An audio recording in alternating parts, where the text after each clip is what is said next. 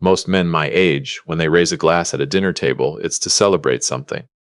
That evening at the Pines in Collingwood, I raised mine, held the stem steady between two fingers, and spent the better part of 3 hours listening to everything being said about my daughter in a language they never once imagined I understood. Smile, Roy. Just keep smiling. I had booked that table 6 weeks in advance. Corner booth, Georgian Bay, light through the window if you turned your head right.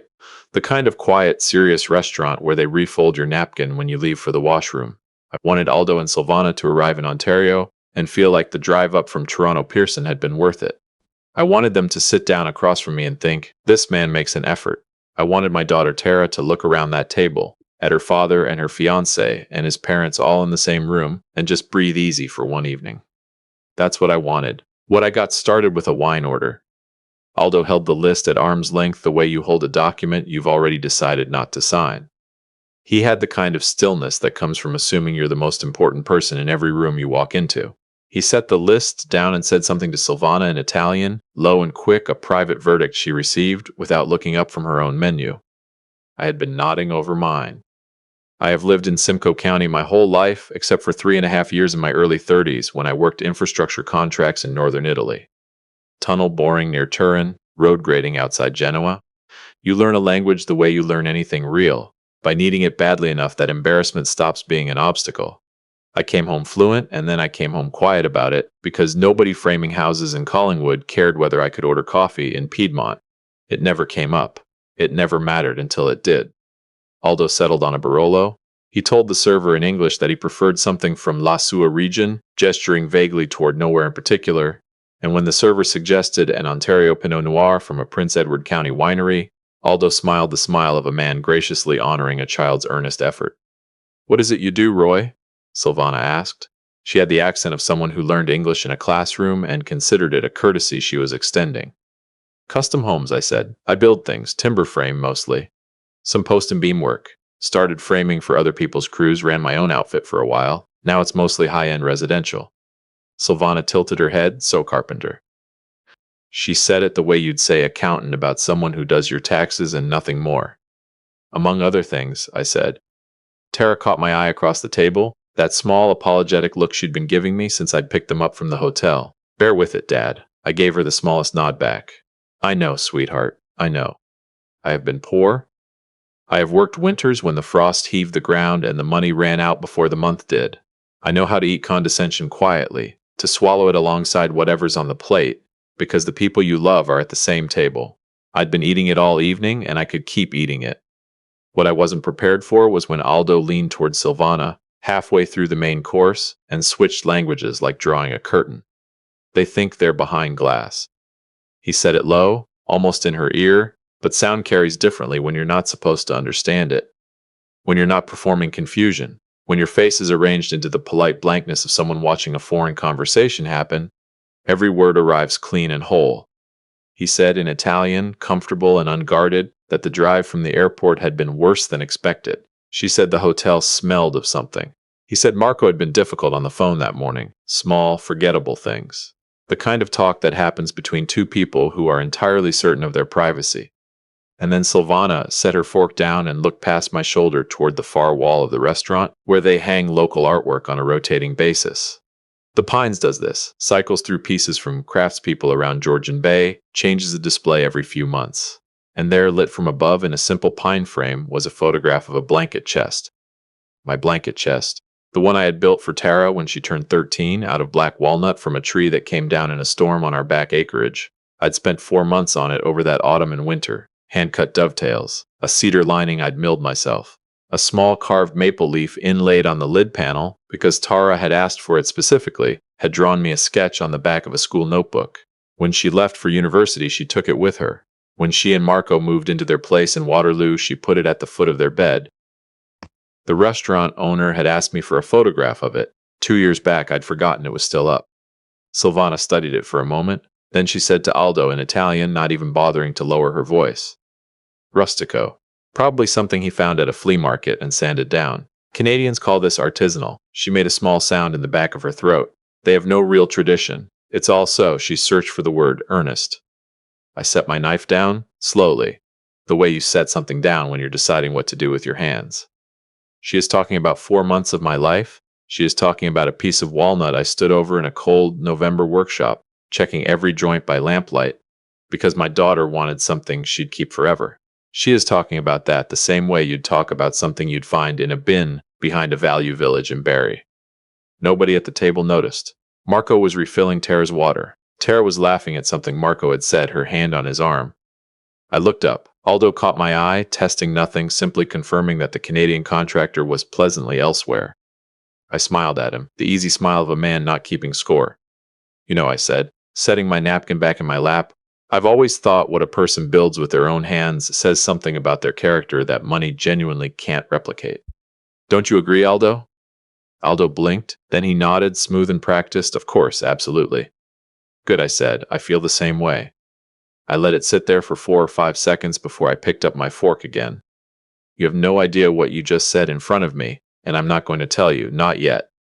That should have been the worst of it. It wasn't.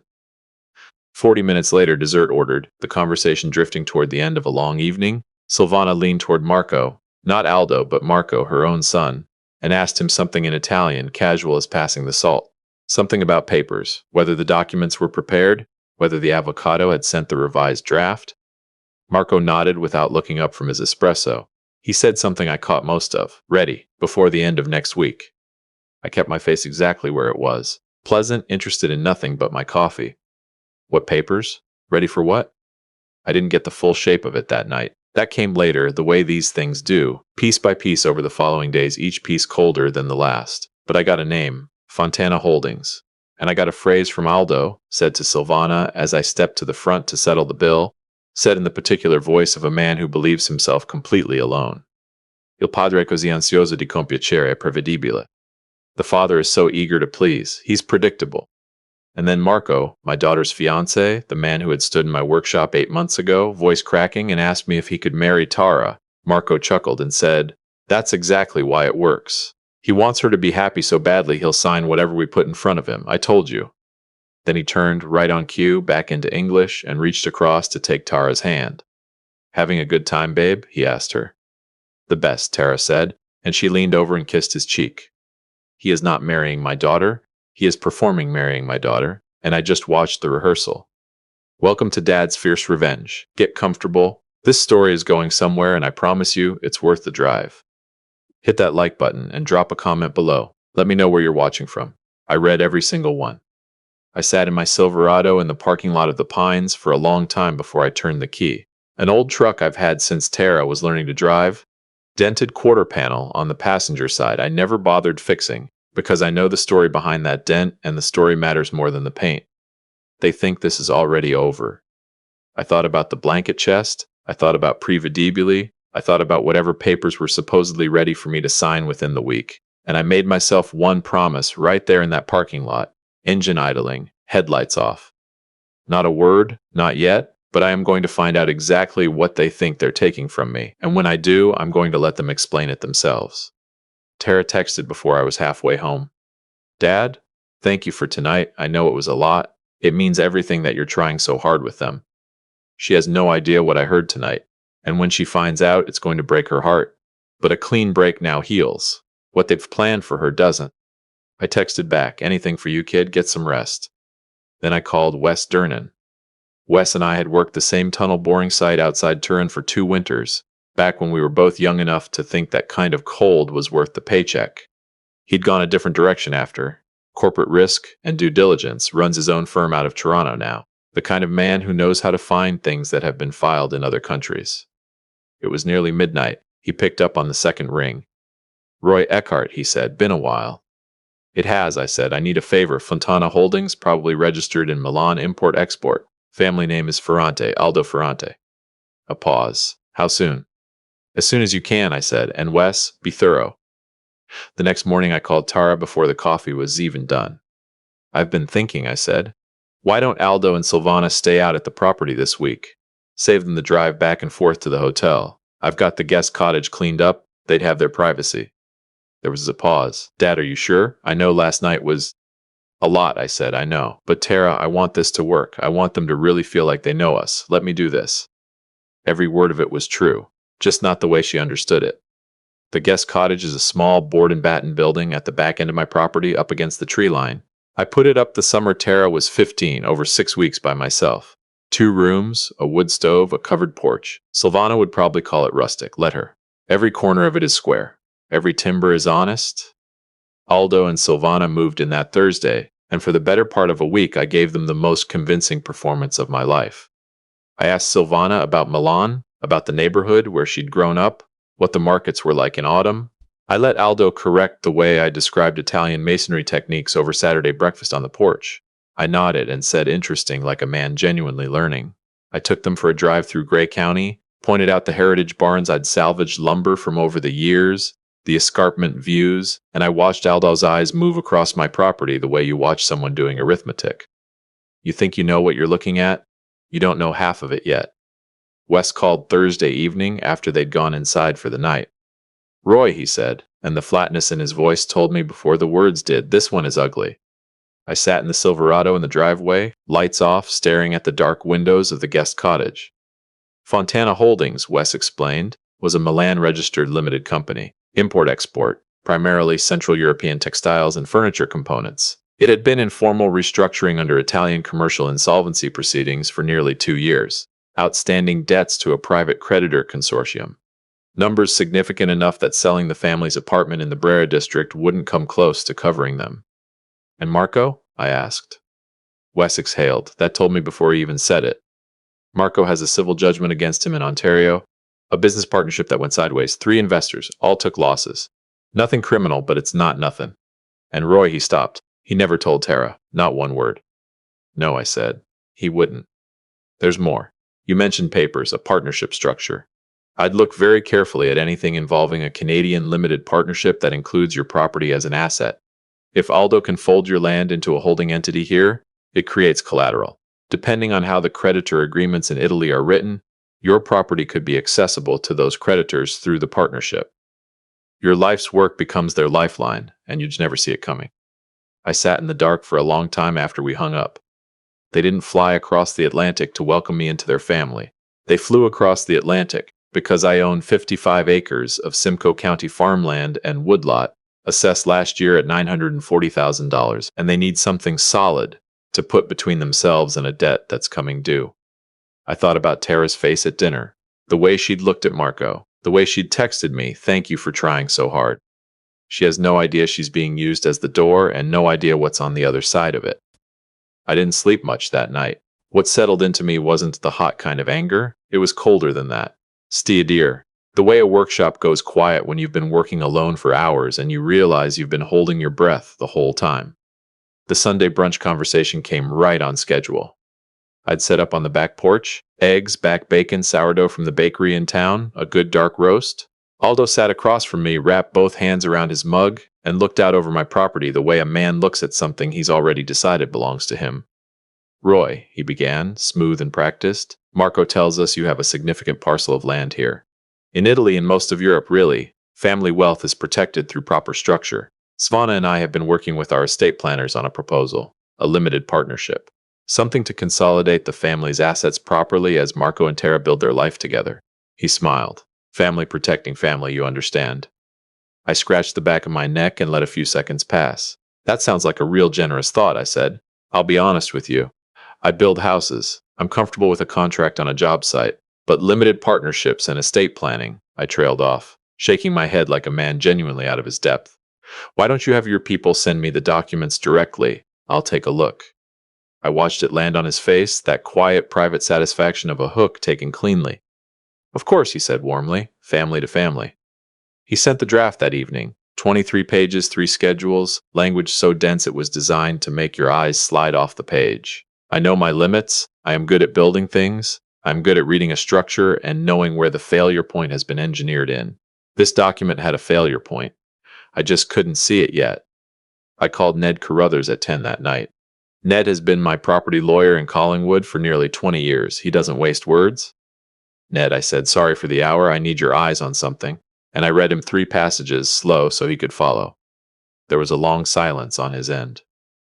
Roy, he said in the flat, measured tone he uses when he's trying not to alarm you while he absolutely alarms you. This isn't a family asset protection plan. This is a limited partnership structured so your property parcel becomes the primary collateral asset for an offshore creditor arrangement. If Fontana Holdings defaults, and from what you're describing, that's not an if, the creditor consortium has grounds to seek claim against the Canadian partnership assets. You aren't receiving a family gift, Roy. You'd be signing a document that makes your life's work the guarantor for someone else's European debt. I sat in my study for a while after we hung up. The wood stove was burning low. The pages were spread across the desk in front of me. They weren't trying to marry into my family. They were trying to buy it from underneath me. And they were planning to use my daughter's wedding day to do it. I thought about the blanket chest. I thought about Privedibili. I thought about Marco holding Tara's hand across that restaurant table, with that warm, devoted look on his face, while his parents sat 4 feet away discussing her like a line item in someone's ledger. You didn't find the wrong man to fool. You found the wrong father. I'm not a strategist. I'm a carpenter who spent 3 years in Italy learning to work in conditions that would have broken someone softer. But I know how to read a structure, and I know when to call the people who know what I don't. Ned worked with me every evening over the next 2 weeks. Wes sent over documentation, Italian court filings, the creditor consortium's outstanding claims, Marco's Ontario civil judgment, all of it translated, notarized, airtight. And every day I smiled at Aldo over the morning coffee. Let Silvana correct the way I described my joinery techniques. Let Marco call me Roy with that easy practice warmth of a man who thinks he's already won. Tara, for those 2 weeks, was the happiest I'd seen her in years. She texted me pictures of centerpiece options. She called to talk through the seating chart. One afternoon, she drove out to the property, and we walked the back fields together the way we used to when she was in high school, and she said, "I know they're a lot, Dad, but I really think you're starting to get through to them." I looked at her for a long moment, all of that hope right there on her face. "I'm sorry, sweetheart. I'm about to break something you built your plans around, but it'll heal. A lie never does." "Wild flowers," I said. "What?" "For the centerpieces. Black-eyed Susans, Queen Anne's lace, something that actually grew here." She smiled so wide it made my chest ache. "Yeah," she said. "Yeah, okay, wildflowers." The rehearsal dinner was on a Saturday evening in early August. String lights across the back porch, long tables with white linen wildflowers in mason jars the way Tara wanted. 30 or so of our people, neighbors, old friends, her crowd from Waterloo, a few of my crew from the shop. Good food, easy conversation, the kind of summer evening that makes the winter seem like something that happened to someone else. Aldo and Silvana stood near the drink table with champagne flutes. My champagne, from a case I'd ordered specifically for that night, though not for the reason they thought. Silvana wore something silk and expensive. Aldo had that same composed proprietorial calm he'd carried since arriving, the manner of a man who has already decided that every room he enters is his. 2 more hours, Aldo. Enjoy the view. Ned's associate had come along, a younger lawyer who'd helped put the documentation package together. He stood to one side in a blazer, holding a sparkling water, looking entirely like someone's cousin from out of town. He caught my eye once and gave me the smallest nod. "Ready when you are." I looked at Tara. She was laughing with her friends near the end of the table, her rehearsal dinner dress catching the string lights, completely alive in the way she gets when she's surrounded by people she loves, and she believes everything is exactly as it should be. "I'm sorry, kid. What I'm about to do is going to hurt, but watching what they've planned for you would hurt slower and worse." I tapped my glass with my ring. Conversations dropped off one by one until the only sounds left were the crickets starting up from the tree line, and somewhere behind me, one of the string lights buzzing faintly on its cord. "If everyone can give me just a minute," I said, standing at the head of the table, "I won't keep you from the food long." That got a laugh. "Good, let them stay loose a little longer." "Most of you know I'm not a speech person," I said. "I'd rather be in the shop, but my daughter's getting married in 2 weeks, and there are things I want to say while everyone who matters to her is sitting in one place." Tara was beaming at me from her seat, that same soft, grateful look. "Thank you for trying so hard with them, Dad." "I tried harder than you know, sweetheart." "I want to thank Aldo and Silvana," I said, turning toward them, raising my glass slightly in their direction, "for making the trip from Milan to be part of this family. That's not a small thing. Coming all this way for people you barely know." Aldo dipped his head. "Gracious, practice. The pleasure, Roy, is entirely ours." "I'm sure it is," said. Something in the tone must have caught, because I saw Silvana's smile shift, just at the edges, just barely, the way a door shifts when the weather changes on the other side of it. "Since our guests have come all this way from Italy," I said, Keeping my voice easy and level, I thought it only right to acknowledge them in their own language, especially since they've spent the last 3 weeks assuming I couldn't understand a single word of it. I looked directly at Aldo, the color in his face left by degrees. The Italian I had not needed in 30 years came back the way muscle memory comes back, without asking permission. I said in his language, "For 3 weeks you sat in my home and spoke of my daughter as though she were a line in a business agreement. You laughed at the things I built with my hands. You called me predictable, and then you planned to use that against me. And your son, the man who came to my workshop and asked me with tears in his eyes for the privilege of marrying my daughter, he sat across from you at a restaurant table and nodded along." Marco had half risen from his chair, face flushed dark. "Roy?" "Marco," I said in English, calm as I could make it. "Sit down." He sat. I turned back to the table and switched back to English without a pause. I heard every word. 30 people. Not one of them moved. Someone's glass got set down very carefully somewhere down the table. The quiet that followed was the loudest quiet I've ever stood inside. I reached down beside my chair and picked up the folder Ned had prepared. Same size as the one Aldo had sent me 3 weeks earlier. Different contents. 2 weeks ago, I said, setting it open on the table, Aldo and Silvana asked me to enter a limited partnership agreement with them. A family asset protection structure, they called it. A gift. I turned to the first page. What it actually is, I said, is a mechanism to fold my property into a partnership entity that functions as collateral for outstanding debts owed by Fontana Holdings, Aldo's company in Milan, to a private creditor consortium. If Fontana defaults, and the documentation in front of you shows it's already in Italian insolvency proceedings, those creditors have grounds to seek claim against the Canadian partnership assets, my land, everything I've spent 30 years building. The table was completely still. I turned another page. Fontana Holdings has been in restructuring for 2 years. Marco has a civil judgment against him here in Ontario for a failed business venture he has never mentioned to my daughter. That's not, Marco started.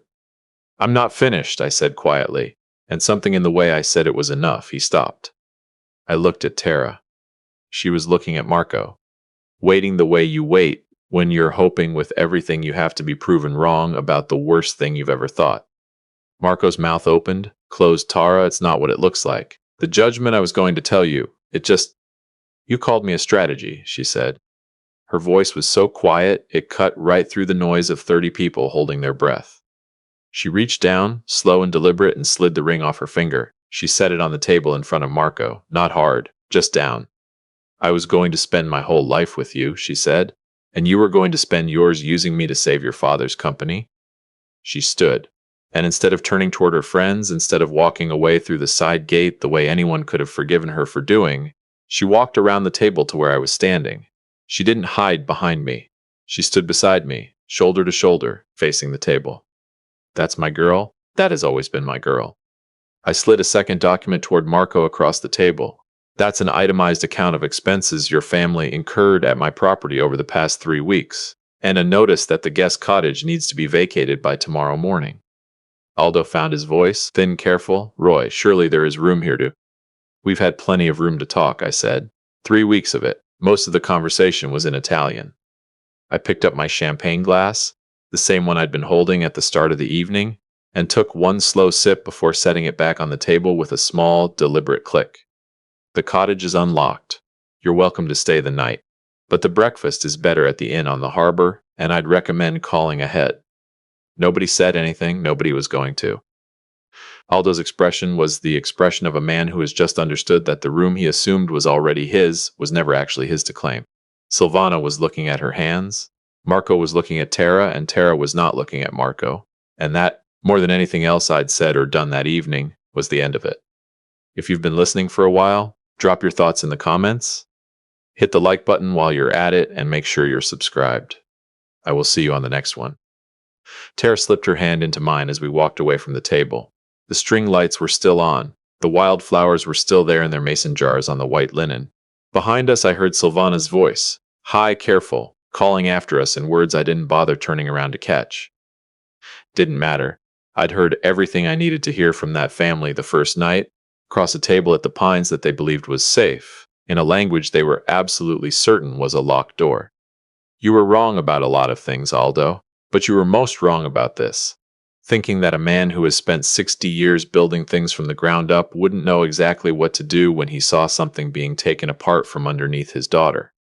Tara squeezed my hand as we reached the back door. She didn't speak for a moment. Then she said quietly, without looking up, "The blanket chest. She said something about it at the restaurant, didn't she? When you put your knife down." I looked at her. "In Italian," Tara said. She looked at the photograph on the wall, and you went very still, and I didn't understand why, until now. "She did," I said. Tara nodded once slow. "Good," she said. And then softer, "I've still got it, I'm keeping it." "I know," I said. "I built it to last." Behind us, through the screen door, I could hear the quiet of a party that had just become something else entirely.